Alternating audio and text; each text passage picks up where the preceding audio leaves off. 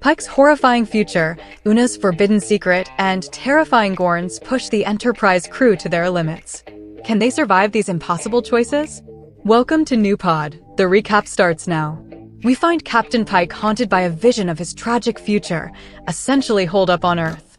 But when Admiral April needs him to find Number One, who's gone missing on a mission, Pike has to take back command of the Enterprise.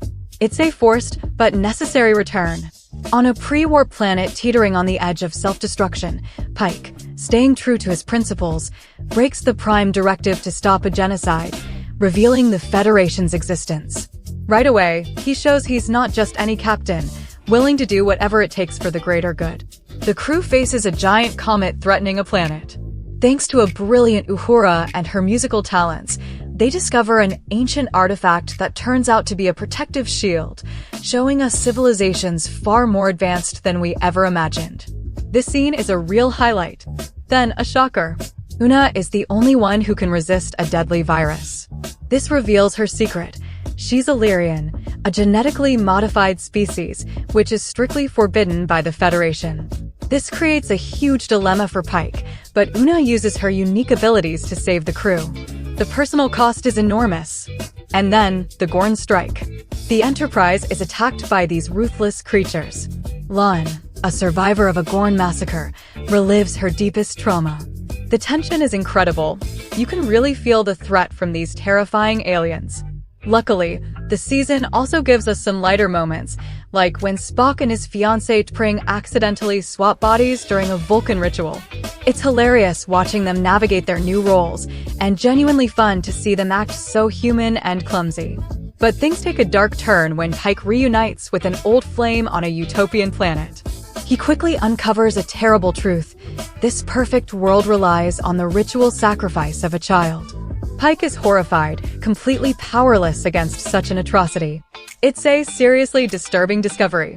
And if that wasn't enough, space pirates show up. Their leader, Angel, turns out to be a woman who wants to free Sybok, Spock's half-brother. This is a wild revelation that ties into Star Trek V and highlights the complexity of Vulcan family relationships. Dr. Mbenga breaks our hearts by keeping his sick daughter in the transporter's buffer to slow her incurable illness. When a cosmic entity heals her but turns her into pure energy, he has to let her go. Watching him make this ultimate sacrifice for her is truly emotional, a scene that's both beautiful and sad. Get ready for a terrifying episode, straight out of Alien, with the Gorns return. They infect survivors, and the crew has to face these baby Gorns that burst from inside. It's unbearable. You'll be glued to your screen. The tension is incredible. And then, the season's most gut-wrenching moment, Hemmer, the Enar chief engineer, gets infected. To save his friends, he heroically sacrifices himself by jumping into an icy chasm. His death really hits hard, especially for Uhura, who learned so much from him. R.I.P. Hemmer. The finale, what a finale.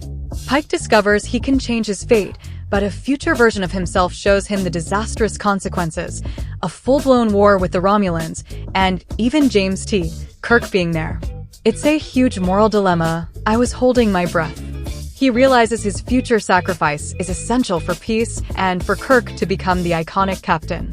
It's a moment of pure, heroic acceptance. Season 1 leaves us with the Gorns as a major threat, Una's secret hanging in the balance, Uhura staying with Starfleet, and Pike's heavy legacy. What an end to the season! If you enjoyed this, a like and subscribe helps the channel. Let me know in the comments what you want to see next. See you soon on NewPod.